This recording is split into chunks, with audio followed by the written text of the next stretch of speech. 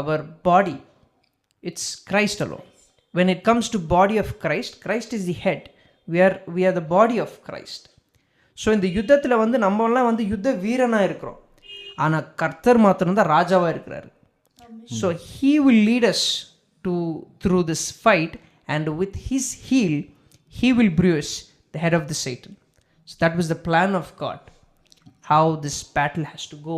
இந்த யுத்தத்தை எப்படி நடத்தணும், எதிரியானவனை எப்படி கொல்லணும் அப்படின்றத வந்து அன்றைக்கே வந்து கர்த்தர் முடிவெடுத்ததுனால, சத்ருவானவன் மேலே இருந்து தள்ளப்பட்டதுக்கு பிறகு after his heel was placed on this earth, அந்த மண்ணிலிருந்து எடுத்து ஒரு மனுஷனை உருவாக்குறாரு.